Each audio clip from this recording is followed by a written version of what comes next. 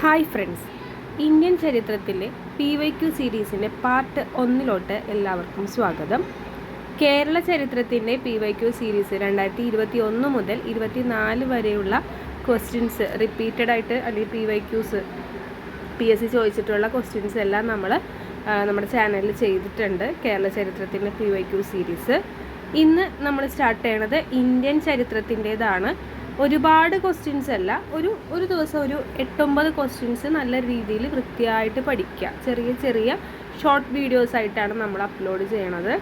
അപ്പോൾ നിങ്ങൾക്കും നല്ല രീതിയിൽ പഠിച്ചു പോകാൻ പറ്റും. 2021 മുതൽ 2024 വരെയും PSC ചോദിച്ചിട്ടുള്ള ഇന്ത്യൻ ചരിത്രത്തിൻ്റെ ചോദ്യങ്ങളിലോട്ട് നമുക്ക് കടക്കാം. അതുപോലെ തന്നെ ന്യൂ SCERT ക്ലാസ്സസ് നമ്മുടെ ചാനലിലുണ്ട്. കേരള ചരിത്രത്തിൻ്റെ ടോപ്പിക് വൈസ് ക്ലാസ്സസും നമ്മുടെ ചാനലിൽ കിടക്കുന്നുണ്ട്. അപ്പോൾ നിങ്ങൾക്ക് കാണാൻ എന്താ പറയുക, ഇൻട്രസ്റ്റഡ് മീൻസ് നിങ്ങൾക്കിപ്പോൾ മലബാർ കലാപം എന്താണെന്ന് അറിയില്ല, അതല്ലെങ്കിൽ കുറിച്യർ കലാപം എന്താണെന്ന് അറിയില്ല, നമ്മുടെ ചാനലിലുണ്ട്. അപ്പോൾ നിങ്ങൾക്ക് ആവശ്യമുള്ളവർ ആ ഒരു ക്ലാസ്സസും പോയി കാണുക. നമുക്ക് എന്തായാലും ലേറ്റ് ആക്കണ്ട, നമ്മുടെ ഇന്ത്യൻ ചരിത്രത്തിൻ്റെ പാർട്ട് 1 വീണ്ടും ഒരിക്കൽ കൂടി എല്ലാവർക്കും സ്വാഗതം. നമുക്ക് സ്റ്റാർട്ട് ചെയ്യാം.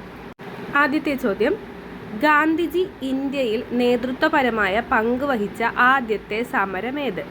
ഓപ്ഷൻ എ ചമ്പാരൻ സത്യാഗ്രഹം, option B Ahmedabad cotton mill സമരം, ഓപ്ഷൻ സി ഗേദ സമരം, ഓപ്ഷൻ ഡി നിസ്സഹകരണ സമരം.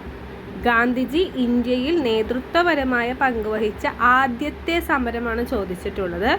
ഉത്തരം ഓപ്ഷൻ എ ആണ്, ചമ്പാരൻ സത്യാഗ്രഹം. ചമ്പാരൻ സത്യാഗ്രഹമാണ് ഗാന്ധിജി നേതൃത്വം നൽകിയ ആദ്യത്തെ സമരം. ജാലിയൻ വാലാബാഗ് കൂട്ടക്കൊലക്ക് കാരണമായ നിയമം ഏത്? ജാലിയൻ വാലാബാഗ് ആണ് ചോദിച്ചിട്ടുള്ളത്. ഓപ്ഷൻ എ ശാശ്വത ഭൂനികുതി നിയമം, ഓപ്ഷൻ ബി ദത്തവകാശ നിരോധന നിയമം, ഓപ്ഷൻ സി വെർണോക്കുലർ പത്ര നിയമം, ഓപ്ഷൻ ഡി റൗലത്ത് നിയമം. അപ്പോൾ ജാലിയൻ വാലാബാഗ് കൂട്ടക്കൊലയ്ക്ക് കാരണമായ നിയമം ഏതാണ്? ഉത്തരം ഓപ്ഷൻ ഡി ആണ്, റൗലത്ത് നിയമം. റൗലത്ത് നിയമം കാരണമാണ് ജാലിയൻ വാലാബാഗ് കൂട്ടക്കൊല നടന്നത്. ഹിന്ദുസ്ഥാൻ റിപ്പബ്ലിക് അസോസിയേഷൻ എന്ന സംഘടനയുമായി ബന്ധം ഇല്ലാത്തതാണ് ചോദിച്ചേക്കുന്നത്.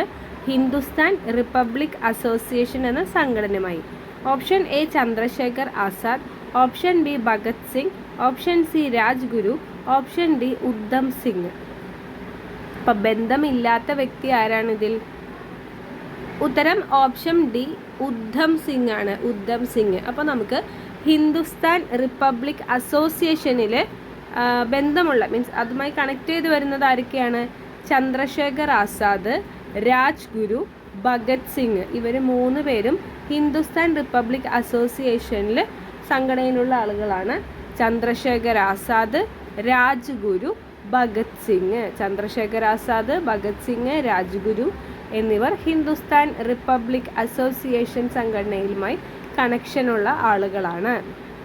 ഇന്ത്യയിൽ ഭരണഘടനാ പരിഷ്കാരം വരുത്തുന്നത് ചർച്ച ചെയ്യുന്നതിന് വിളിച്ചു ചേർത്തതാണ് വട്ടമേശ സമ്മേളനം. അപ്പോൾ വട്ടമേശ സമ്മേളനം എന്താണ്? ഇന്ത്യയിൽ ഭരണഘടനാ പരിഷ്കാരം വരുത്തുന്നത് ചർച്ച ചെയ്യുന്നതിന് വേണ്ടി വിളിച്ചു വരുത്തിയതാണ് വട്ടമേശ സമ്മേളനങ്ങൾ. എല്ലാ വട്ടമേശ സമ്മേളനങ്ങളും 3 വട്ടമേശ സമ്മേളനങ്ങളുണ്ട്. എല്ലാ വട്ടമേശ സമ്മേളനങ്ങളിലും പങ്കെടുത്ത വ്യക്തി ആരാണ്? Option A Gandhiji, option B Ambedkar, option C Dadabhai Naoroji, option D Nehru. അപ്പം 3 വട്ടമേശ സമ്മേളനങ്ങളിലും പങ്കെടുത്ത വ്യക്തി ആരാണ്? ഉത്തരം ഓപ്ഷൻ ബി ആണ്, അംബേദ്കർ ആണ്. അംബേദ്കർ ആണ് 3 വട്ടമേശ സമ്മേളനത്തിലും പങ്കെടുത്ത വ്യക്തി. അടുത്ത ചോദ്യം, Indian national army INA Indian national ആർമിയുടെ വനിതാ വിഭാഗം നേതാവായ മലയാളി ആര്? എന്തിൻ്റെയാണോ? INA ഇന്ത്യൻ നാഷണൽ ആർമിയുടെ വനിതാ വിഭാഗ നേതാവായ മലയാളി ആരെന്നാണ് ചോദ്യം. Option A Accamma Cherian, option B Kuttimalu Amma, option C captain Lakshmi, option D Annie Mascarene. അപ്പോൾ INAയുടെ വനിതാ വിഭാഗ നേതാവായ മലയാളി ആരാണ്? ഉത്തരം ഓപ്ഷൻ സി ആണ്, ക്യാപ്റ്റൻ ലക്ഷ്മി. ക്യാപ്റ്റൻ ലക്ഷ്മിയാണ് INA ഇന്ത്യൻ നാഷണൽ ആർമിയുടെ വനിതാ വിഭാഗ നേതാവ് ആയ മലയാളി. മലയാളിയാണ് captain Lakshmi. The transfer of power in India എന്ന ഗ്രന്ഥത്തിൻ്റെ കർത്താവ് ആര്? Option A Sardar Vallabhbhai Patel, option B V P Menon, option C K M Panicker, option D S N Bhatnagar. The transfer of power in India എന്ന ഗ്രന്ഥത്തിൻ്റെതാണ്. ഉത്തരം ഓപ്ഷൻ ബി വി പി മേനോനാണ്. ഇപ്പം നമുക്ക് just ഒരു connection, ഇപ്പോൾ വി പി മേനോൻ എന്നാണ്. നമുക്ക് ഈ VIP മാർക്ക് ഭയങ്കര പവർ ആയിരിക്കും എന്നൊക്കെ ഒരു ചെറിയ രീതിയിലൊന്ന് കണക്ട് ചെയ്ത് വെക്കുക. The transfer of power in India VIP Menon. VIPകൾക്ക് നല്ല പവർ ആയിരിക്കും അല്ലേ. വിദ്യാഭ്യാസത്തെ സംസ്കാരവുമായി ബന്ധിപ്പിക്കുക എന്ന ലക്ഷ്യത്തോടെ കേന്ദ്ര സാംസ്കാരിക വകുപ്പ് 1979 രൂപീകരിച്ച സ്ഥാപനമായ centre for cultural resource and ട്രെയിനിങ്ങിൻ്റെ ആസ്ഥാനം എവിടെയെന്നാണ്. അപ്പോൾ നമുക്ക് ഈ ഒരു ക്വസ്റ്റ്യനിൽ നിന്ന് തന്നെ പഠിക്കാനുണ്ട്. വിദ്യാഭ്യാസത്തെ സംസ്കാരവുമായി കണക്ട് ചെയ്യാൻ വേണ്ടി കേന്ദ്ര സാംസ്കാരിക വകുപ്പ് എപ്പോൾ ആരംഭിച്ചു? 1979 രൂപീകരിച്ച സ്ഥാപനം ഏതാണ്? സെൻറ്റർ ഫോർ കൾച്ചറൽ സാംസ്കാരിക വകുപ്പ്. കൾച്ചറൽ റിസോഴ്സ് ആൻഡ് ട്രെയിനിങ് 1979 അതിൻ്റെ ആസ്ഥാനം എവിടെയാണ് വരുന്നത്? Option A Kolkata, option B Bangalore, option C New Delhi, option D Chennai. എവിടെയാണ് ആസ്ഥാനം?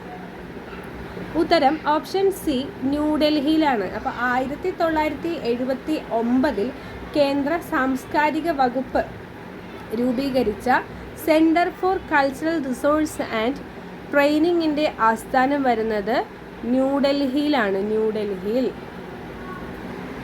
പുതിയ സഹസ്രാബ്ദത്തിലേക്ക് ഇന്ത്യയെ നയിക്കുക എന്ന ലക്ഷ്യത്തോടെ നടപ്പിലാക്കിയ ദേശീയ വിദ്യാഭ്യാസ നയം നിലവിൽ വന്നതെപ്പോൾ? നിലവിൽ വന്ന വർഷം.